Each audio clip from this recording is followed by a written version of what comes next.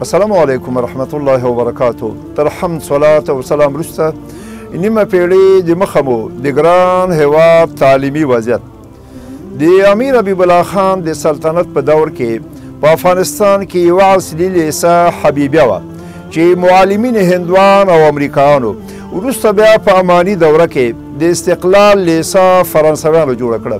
ژبه یې هم فرانسوي وه. د اماني لیسې د بنسټ ډبره جرمنیانو ایښې وه چې ژبه یې جرمني وه. په ولایاتو کې د تعلیم لوړه کچه تر شپږم ټولګي پورې وه. په پلازمینه کې د ابو حنیفه او د هېواد په ختیځ کې د نجم المدارس د مدرسې څخه د نهم صنف فارغان قاضیان مقررېدل. کابل پوهنتون چې په 1425 هجري لمریز کال د بنسټ ډبره کېښودل شوه. د پولیتخنیک پوهنځي د اساس ډبره د اتحاد جماهیر شوروي کمونیست مشر جمهور رئیس لیونید بریژنیف ایښې وه.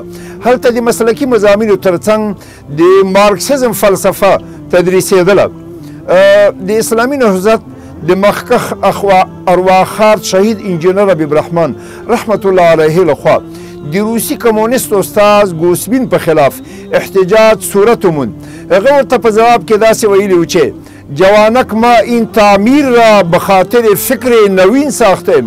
له فکر نوین څخه د مارکسیزم او لینینیزم فلسفه مقصد وه. په پای کې نوموړی شهید له فاکولتې څخه اخراج کړ، مګر د ارواښاد شهید استاذ غلام احمد نیازي رحمت الله علیه په سپارښت او فشار بیرته په پوهنځي کې شامل کړی شو. د تاریخ، کیمیا، بیولوژي او فزیک مضامین په مارکسیستي تصور تدریسېدل. په لیسو، فوز او پوهنتونونو کې کمونیستانو منظم کار کو. د زراعت، انجینري او نورو مسلکي پوهنځیو فارغان چې له کمونیست ګوند سره تړلي وو، هغوی به د روسیې د سفارت په لارښوونه اطرافي لیسو ته د مارکسیزم د کثیفې مفکورې د تدریس لپاره استویل کېدل او د فعالیت په بدل کې به روسي روبل ترلاسه کول. په افغاني ټولنه کې دیني علما محرومه او بېوزله طبقه وه. په ختمونو، خیراتونو، سخاتونو پسې به سم وو.